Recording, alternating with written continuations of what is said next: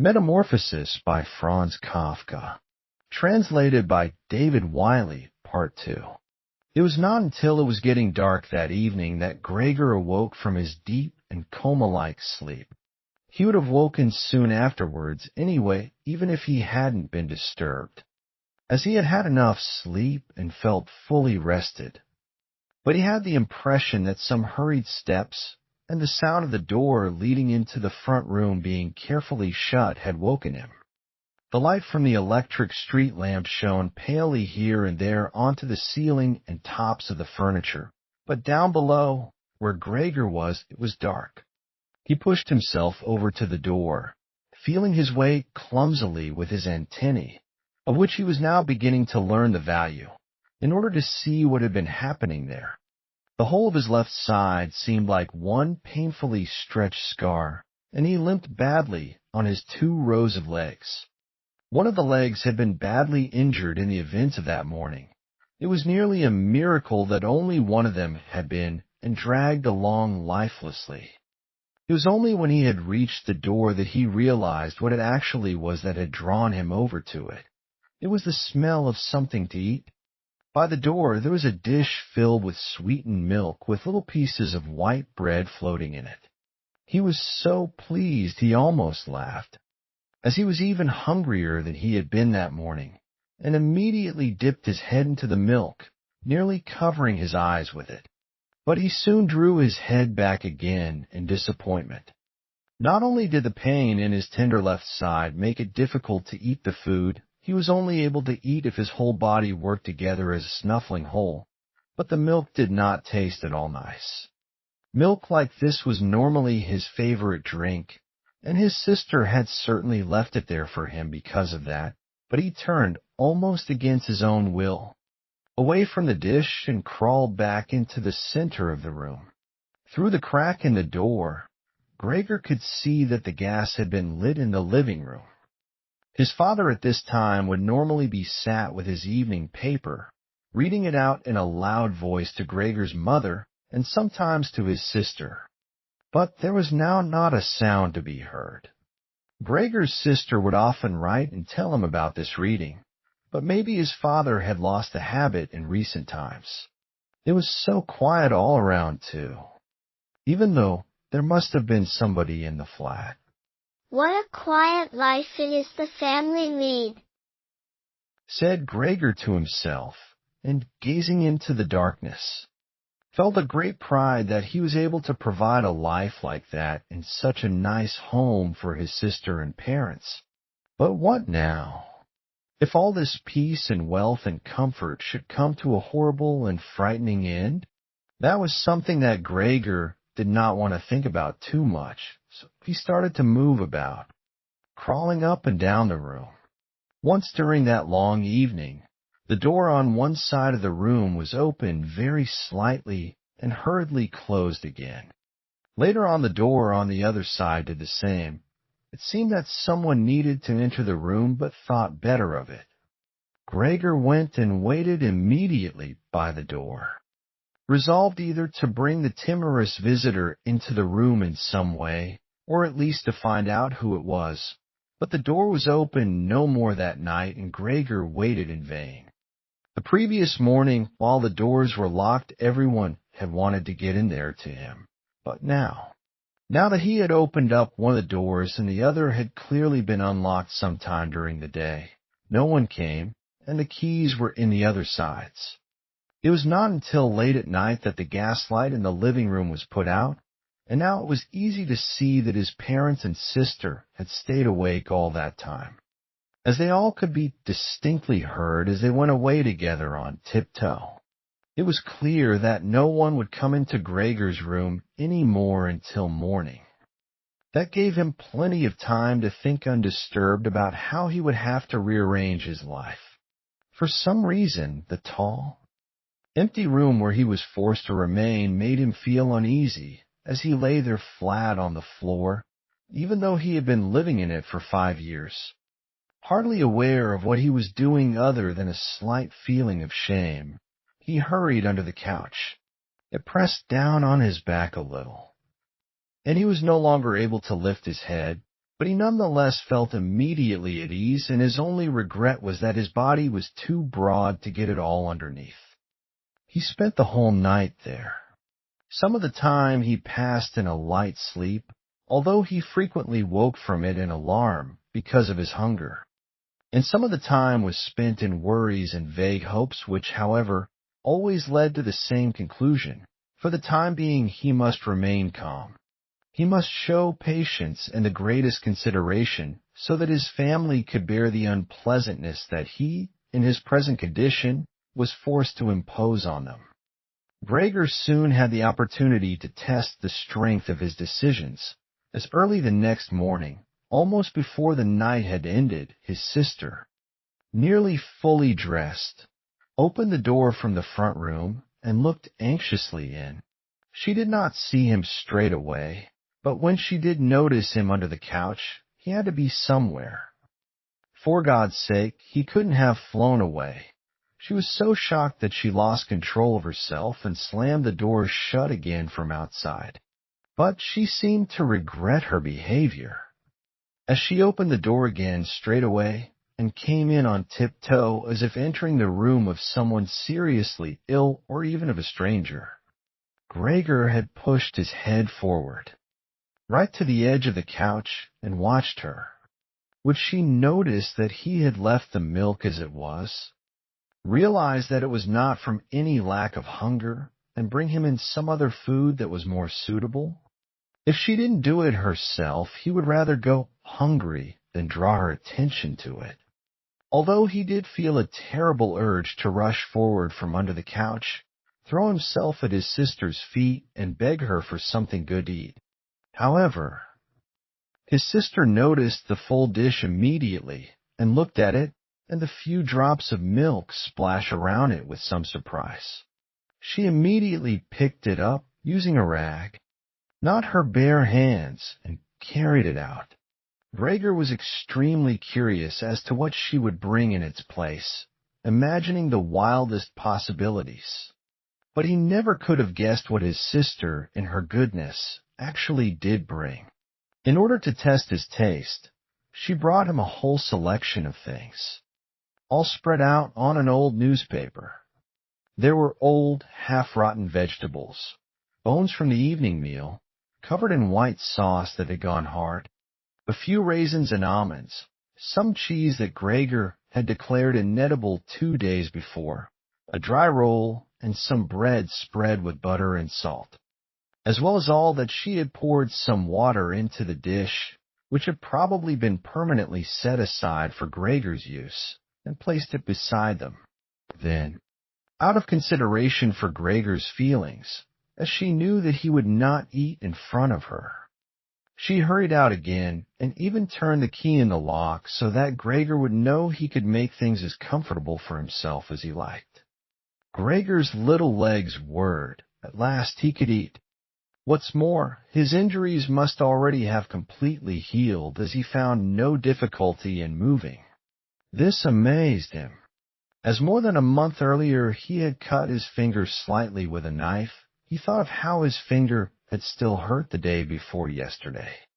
Am I less sensitive than I used to be, then? He thought, and was already sucking greedily at the cheese which had immediately, almost compellingly, attracted him much more than the other foods on the newspaper. Quickly, one after another, his eyes watering with pleasure, he consumed the cheese, the vegetables, and the sauce. The fresh foods, on the other hand, he didn't like at all, and even dragged the things he did want to eat a little way away from them, because he couldn't stand the smell.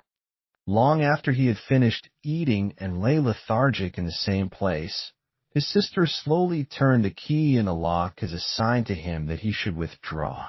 He was immediately startled, although he had been half asleep, and he hurried back under the couch. But he needed great self-control to stay there even for the short time that his sister was in the room, as eating so much food had rounded out his body a little, and he could hardly breathe in that narrow space, half suffocating. He watched with bulging eyes as his sister unself-consciously took a broom and swept up the leftovers, mixing them in with the food he had not even touched at all, as if it could not be used anymore. She quickly dropped it all into a bin, closed it with its wooden lid, and carried everything out.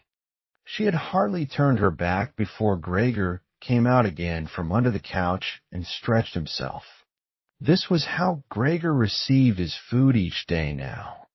Once in the morning while his parents and the maid were still asleep, and the second time after everyone had eaten their meal at midday, as his parents would sleep for a little while then as well.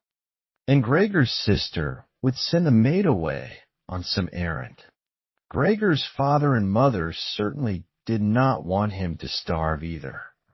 But perhaps it would have been more than they could stand to have any more experience of his feeding than being told about it. And perhaps his sister wanted to spare them what distress she could, as they were indeed suffering enough. It was impossible for Gregor to find out what they had told the doctor and the locksmith that first morning to get them out of the flat, as nobody could understand him. Nobody, not even his sister, thought that he could understand them. So he had to be content to hear his sister's sighs and appeals to the saints as she moved about his room. It was only later, when she had become a little more used to everything. There was, of course, no question of her ever becoming fully used to the situation, that Gregor would sometimes catch a friendly comment, or at least a comment that could be construed as friendly. He's enjoyed his dinner today, she might say when he had diligently cleared away all the food left for him, or if he left most of it, which slowly became more and more frequent, she would often say, sadly, now everything's just been left there again. Although Gregor wasn't able to hear any news directly, he did listen to much of what was said in the next rooms. And whenever he heard anyone speaking, he would scurry straight to the appropriate door and press his whole body against it.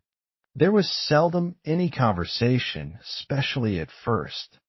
That was not about him in some way, even if only in secret. For 2 whole days, all the talk at every mealtime was about what they should do now. But even between meals, they spoke about the same subject, as there were always at least 2 members of the family at home. Nobody wanted to be at home by themselves, and it was out of the question to leave the flat entirely empty. And on the very first day, the maid had fallen to her knees and begged Gregor's mother to let her go without delay.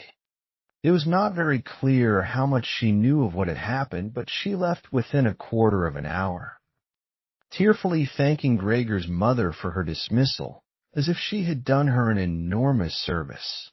She even swore emphatically not to tell anyone the slightest about what had happened, even though no one had asked that of her. Now Gregor's sister also had to help his mother with the cooking, although that was not so much bother as no one ate very much. Gregor often heard how one of them would unsuccessfully urge another to eat and receive no more answer than, no thanks, I've had enough, or something similar. No one drank very much either. His sister would sometimes ask his father whether he would like a beer, hoping for the chance to go and fetch it herself. When his father then said nothing she would add, so that he would not feel selfish, that she could send a housekeeper for it. But then his father would close the matter with a big loud no, and no more would be said, even before the first day had come to an end. His father had explained to Gregor's mother and sister what their finances and prospects were.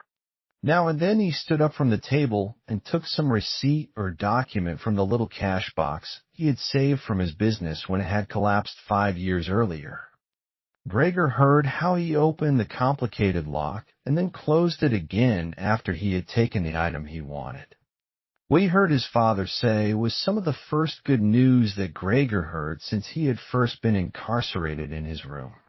He had thought that nothing at all remained from his father's business. At least he had never told him anything different, and Gregor had never asked him about it anyway. Their business misfortune had reduced the family to a state of total despair. And Gregor's only concern at that time had been to arrange things so that they could all forget about it as quickly as possible. So then he started working especially hard. With a fiery vigor that raised him from a junior salesman to a traveling representative almost overnight, bringing with it the chance to earn money in quite different ways. Gregor converted his success at work straight into cash that he could lay on the table at home for the benefit of his astonished and delighted family.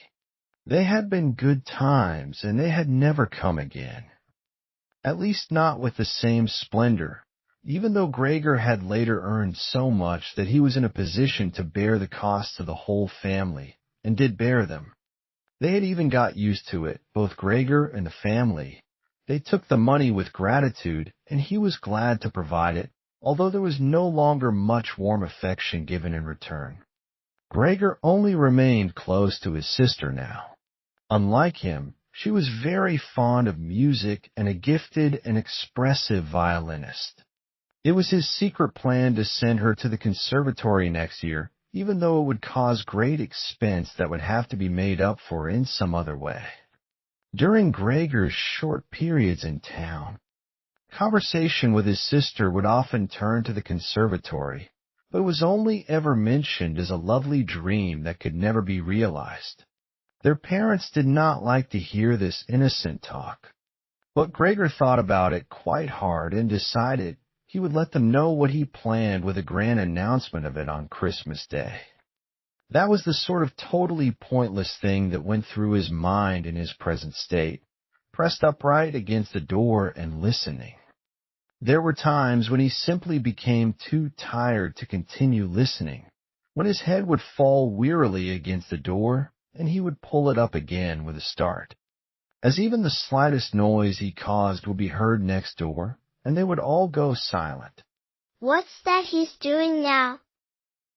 His father would say after a while, clearly having gone over to the door, and only then would the interrupted conversation slowly be taken up again. When explaining things, his father repeated himself several times, partly because it was a long time since he had been occupied with these matters himself, and partly because Gregor's mother did not understand everything the first time. From these repeated explanations, Gregor learned, to his pleasure, that despite all their misfortunes, there was still some money available from the old days. It was not a lot, but it had not been touched in the meantime, and some interest had accumulated. Besides that, they had not been using up all the money that Gregor had been bringing home every month, keeping only a little for himself, so that too had been accumulating. Behind the door, Gregor nodded with enthusiasm in his pleasure at this unexpected thrift and caution.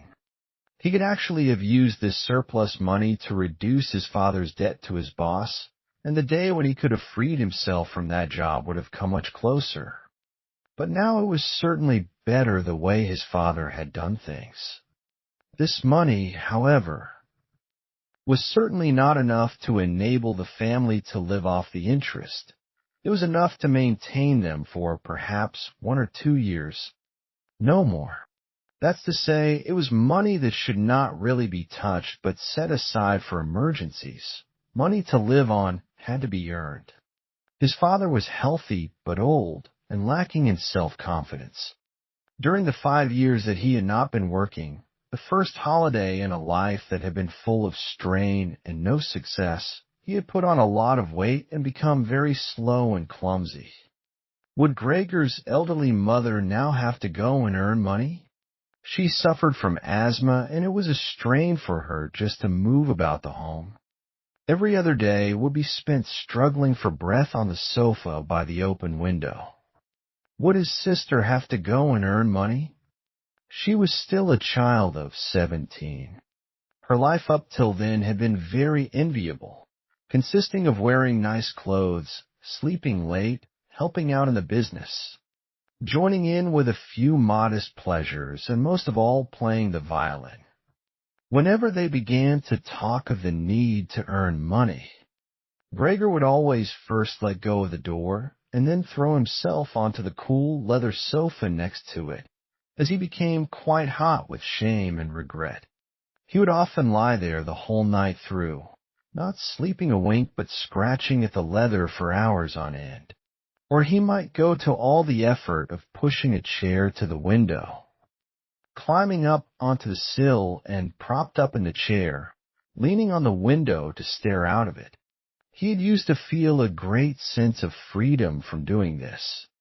But doing it now was obviously something more remembered than experienced, as what he actually saw in this way was becoming less distinct every day, even things that were quite near.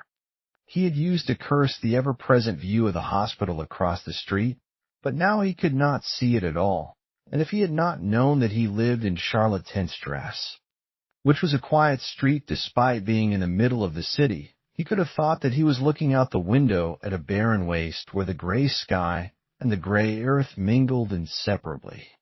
His observant sister only needed to notice the chair twice before she would always push it back to its exact position by the window after she had tidied up the room, and even left the inner pane of the window open from then on. If Gregor had only been able to speak to his sister and thank her for all that she had to do for him, it would have been easier for him to bear it, but as it was, it caused him pain.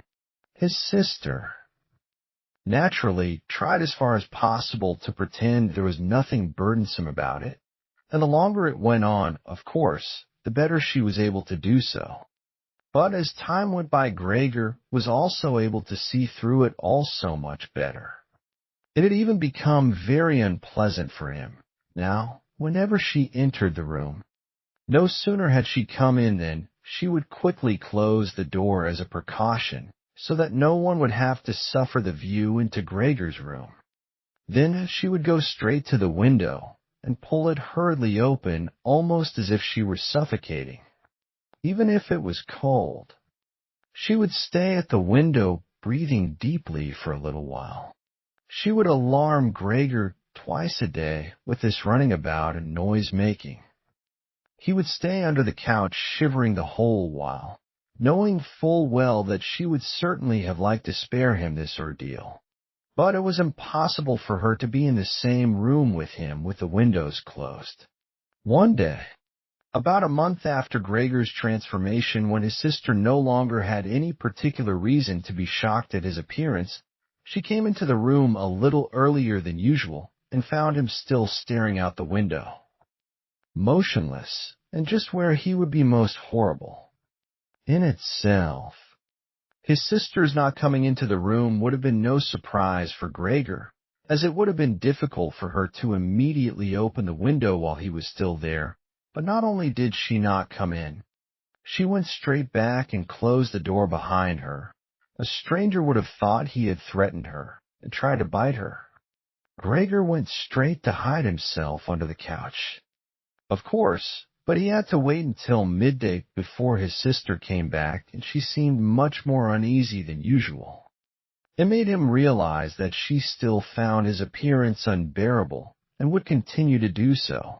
She probably even had to overcome the urge to flee when she saw the little bit of him that protruded from under the couch.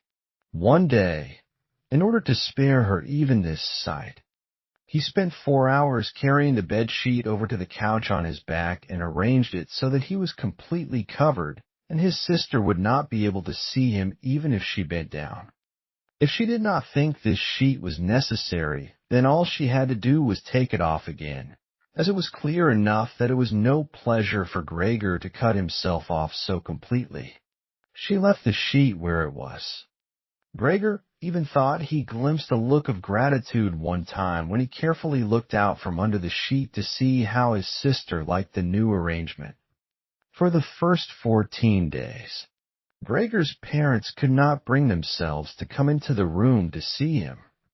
He would often hear them say how they appreciated all the new work his sister was doing, even though, before, they had seen her as a girl who was somewhat useless and frequently been annoyed with her. But now the two of them, father and mother, would often both wait outside the door of Gregor's room while his sister tidied up in there, and as soon as she went out again, she would have to tell them exactly how everything looked, what Gregor had eaten, how he had behaved this time, and whether, perhaps, any slight improvement could be seen. His mother also wanted to go in and visit Gregor relatively soon, but his father and sister at first persuaded her against it. Gregor listened very closely to all this and approved fully. Later, though, she had to be held back by force, which made her call out, "Let me go and see Gregor. He is my unfortunate son. Can't you understand I have to see him?" And Gregor would think to himself that maybe it would be better if his mother came in, not every day, of course, but one day a week. Perhaps she could understand everything much better than his sister, who, for all her courage, was still just a child after all, and really might not have had an adult's appreciation of the burdensome job she had taken on. Gregor's wish to see his mother was soon realized. Out of consideration for his parents, Gregor wanted to avoid being seen at the window during the day. The few square meters of the floor did not give him much room to crawl about. It was hard to just lie quietly through the night. His food soon stopped giving him any pleasure at all, and so to entertain himself, he got into the habit of crawling up and down the walls and ceiling. He was especially fond of hanging from the ceiling. It was quite different from lying on the floor. He could breathe more freely. His body had a light swing to it, and up there, relaxed and almost happy. It might happen that he would surprise even himself by letting go of the ceiling and landing on the floor with a crash. But now, of course, he had far better control of his body than before, and, even with a fall as great as that, caused himself no damage. Very soon his sister noticed Gregor's new way of entertaining himself. He had, after all, left traces of the adhesive from his feet as he crawled about, and got it into her head to make it as easy as possible for him by removing the furniture that got in his way, especially the chest of drawers and the desk. Now, this was not something that she would be able to do by herself. She did not dare to ask for help from her father. The 16-year-old maid had carried on bravely since the cook had left, but she certainly would not have helped in this. She had even asked to be allowed to keep the kitchen locked at all times and never to have to open the door unless it was especially important. So his sister had no choice but to choose some time when Gregor's father was not there and fetch his mother to help her. As she approached the room, Gregor could hear his mother express her joy. But once at the door, she went silent. First, of course, his sister came in and looked round to see that everything in the room was all right, and only then did she let her mother enter. Gregor had hurriedly pulled the sheet down lower over the couch and put more folds into it so that everything really looked as if it had just been thrown down by chance. Gregor also refrained, this time, from spying out from under the sheet. He gave up the chance to see his mother until later, and was simply glad that she had come. "You can come in. He can't be seen," said his sister, obviously leading her in by the hand. The old chest of drawers was too heavy for a pair of feeble women to be heaving about. But Gregor listened as they pushed it from its place, his sister always taking on the heaviest part of the work for herself, and ignoring her mother's warnings that she would strain herself. This lasted a very long time. After laboring at it for 15 minutes or more, his mother said it would be better to leave the chest where it was. For one thing, it was too heavy for them to get the job finished before Gregor's father got home, and leaving it in the middle of the room, it would be in his way even more. And for another thing, it wasn't even sure that taking the furniture away would really be any help to him. She thought just the opposite. The sight of the bare walls saddened her right to her heart. And why wouldn't Gregor feel the same way about it? He'd been used to this furniture in his room for a long time, and it would make him feel abandoned to be in an empty room like that. Then, quietly, almost whispering as if wanting Gregor, whose whereabouts she did not know, to hear not even the tone of her voice, as she was convinced that he did not understand her words. She added, "And by taking the furniture away, won't it seem like we're showing that we've given up all hope of improvement and we're abandoning him to cope for himself?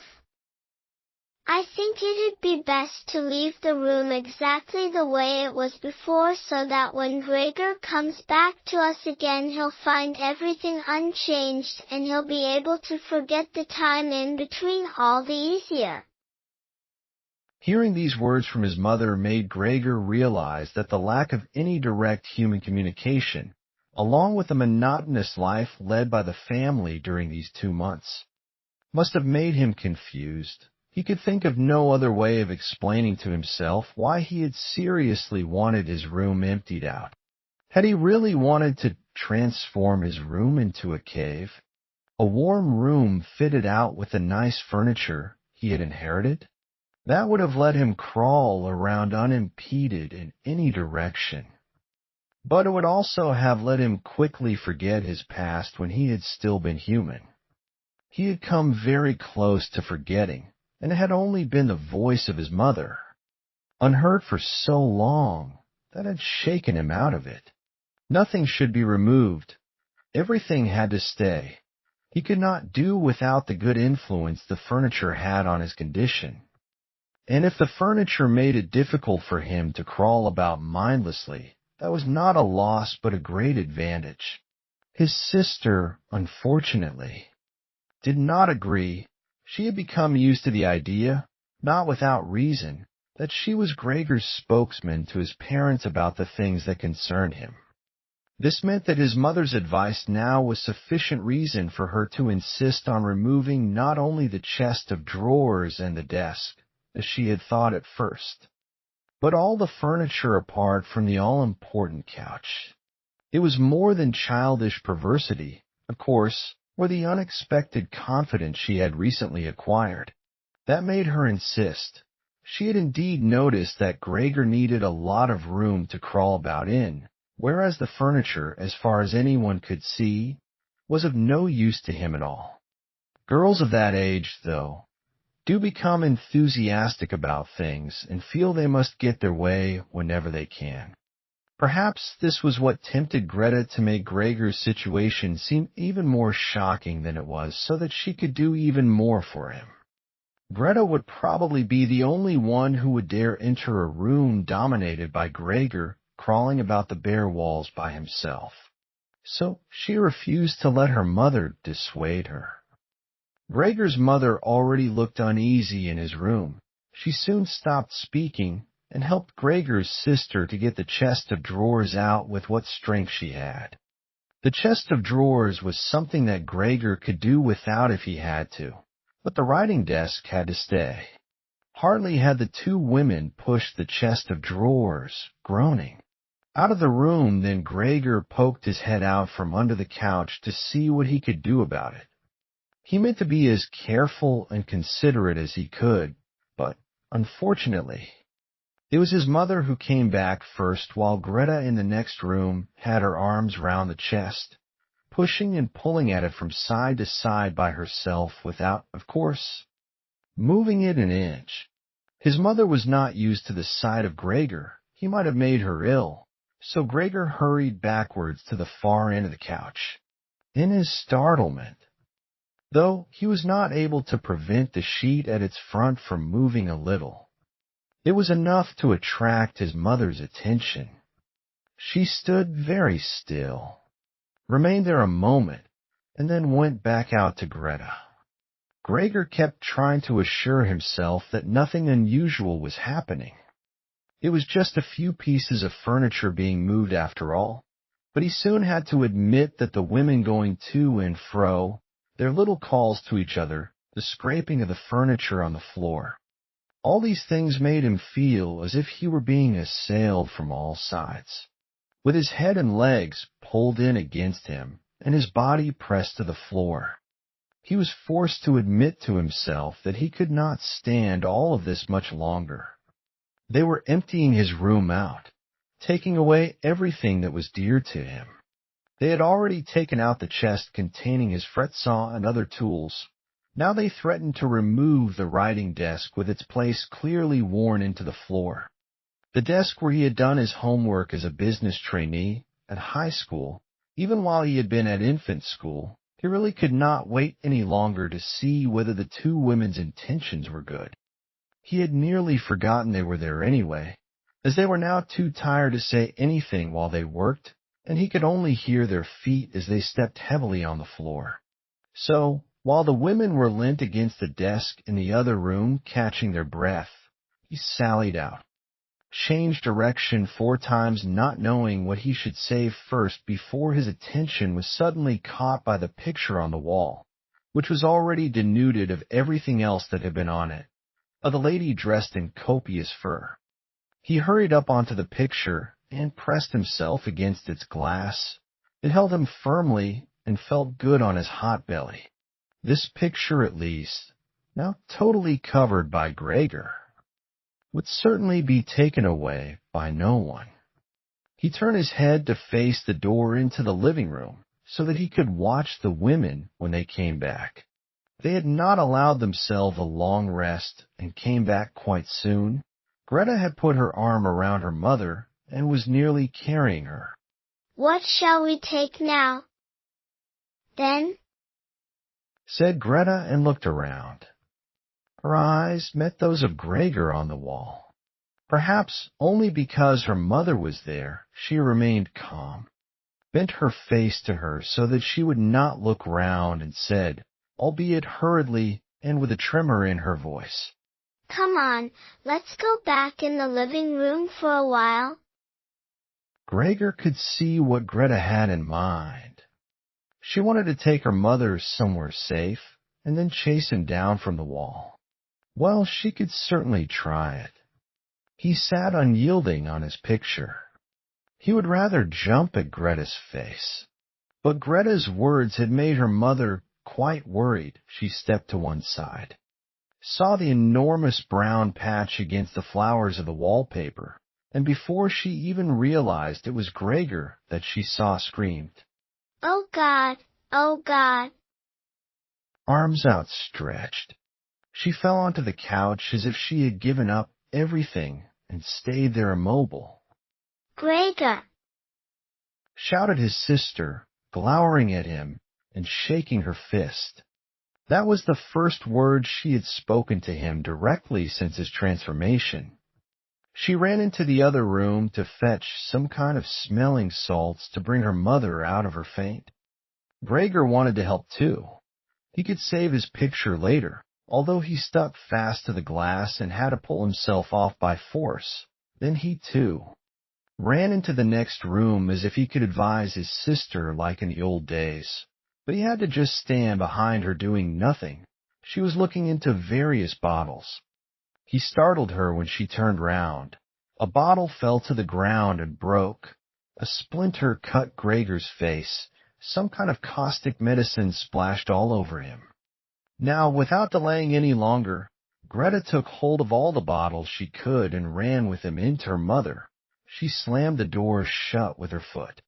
So now Gregor was shut out from his mother, who, because of him, might be near to death. He could not open the door if he did not want to chase his sister away, and she had to stay with his mother. There was nothing for him to do but wait. And oppressed with anxiety and self-reproach, he began to crawl about. He crawled over everything, walls, furniture, ceiling, and finally, in his confusion as the whole room began to spin around him, he fell down into the middle of the dinner table. He lay there for a while, numb and immobile. All around him it was quiet.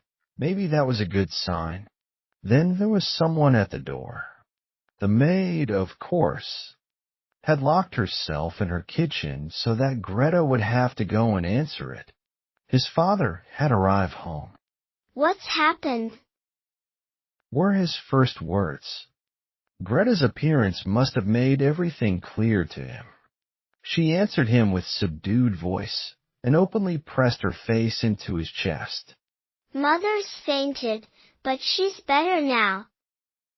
Gregor got out. Just as I expected, said his father.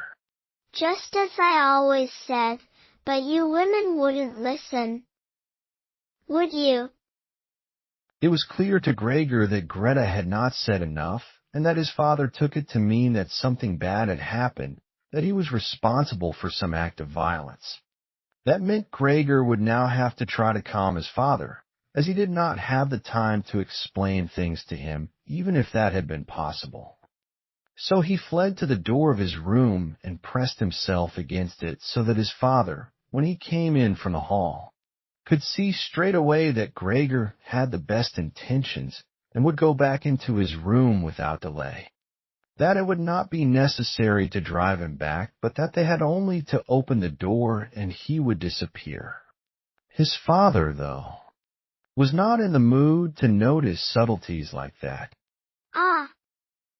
He shouted as he came in, sounding as if he were both angry and glad at the same time. Gregor drew his head back from the door and lifted it towards his father. He really had not imagined his father the way he stood there now. Of late, with his new habit of crawling about, he had neglected to pay attention to what was going on the rest of the flat the way he had done before. He really ought to have expected things to have changed, but still, was that really his father? The same tired man as used to be laying there entombed in his bed when Gregor came back from his business trips, who would receive him sitting in the armchair in his nightgown when he came back in the evenings, who was hardly even able to stand up, but, as a sign of his pleasure, would just raise his arms, and who, on the couple of times a year when they went for a walk together on a Sunday or public holiday, wrapped up tightly in his overcoat between Gregor and his mother, would always labor his way forward a little more slowly than them, who were already walking slowly for his sake, who would place his stick down carefully and, if he wanted to say something, would invariably stop and gather his companions around him. He was standing up straight enough now, dressed in a smart blue uniform with gold buttons, the sort worn by the employees at the banking institute. Above the high stiff collar of the coat, his strong double chin emerged. Under the bushy eyebrows, his piercing dark eyes looked out fresh and alert. His normally unkempt white hair was combed down painfully close to his scalp. He took his cap, with its gold monogram from probably some bank, and threw it in an arc right across the room onto the sofa, put his hands in his trouser pockets, pushing back the bottom of his long uniform coat, and with look of determination walked towards Gregor. He probably did not even know himself what he had in mind, but nonetheless lifted his feet unusually high. Gregor was amazed at the enormous size of the soles of his boots, but wasted no time with that. He knew full well, right from the first day of his new life, that his father thought it necessary to always be extremely strict with him. And so he ran up to his father, stopped when his father stopped, scurried forwards again when he moved, even slightly. In this way, they went round the room several times without anything decisive happening, without even giving the impression of a chase, as everything went so slowly. Gregor remained all this time on the floor, largely because he feared his father might see it as especially provoking if he fled onto the wall or ceiling. Whatever he did, Gregor had to admit that he certainly would not be able to keep up this running about for long. As for each step his father took, he had to carry out countless movements. He became noticeably short of breath. Even in his earlier life, his lungs had not been very reliable. No. As he lurched about in his efforts to muster all the strength he could for running, he could hardly keep his eyes open. His thoughts became too slow for him to think of any other way of saving himself than running. He almost forgot that the walls were there for him to use, although, here, they were concealed behind carefully carved furniture full of notches and protrusions. Then, right beside him, lightly tossed, something flew down and rolled in front of him. It was an apple. Then another one immediately flew at him. Gregor froze in shock. There was no longer any point in running, as his father had decided to bombard him. He had filled his pockets with fruit from the bowl on the sideboard, and now, without even taking the time for careful aim, threw one apple after another. These little red apples rolled about on the floor, knocking into each other as if they had electric motors. An apple thrown without much force glanced against Gregor's back and slid off without doing any harm. Another one, however, immediately following it, hit squarely and lodged in his back. Gregor wanted to drag himself away, as if he could remove the incredible pain by changing his position, but he felt as if nailed to the spot and spread himself out, all his senses in confusion. The last thing he saw was the door of his room being pulled open. His sister was screaming. His mother ran out in front of her in her blouse. As his sister had taken off some of her clothes after she had fainted to make it easier for her to breathe, she ran to his father. Her skirts unfastened and sliding one after another to the ground. Stumbling over the skirts, she pushed herself to his father, her arms around him, uniting herself with him totally. Now Gregor lost his ability to see anything, her hands behind his father's head begging him to spare Gregor's life.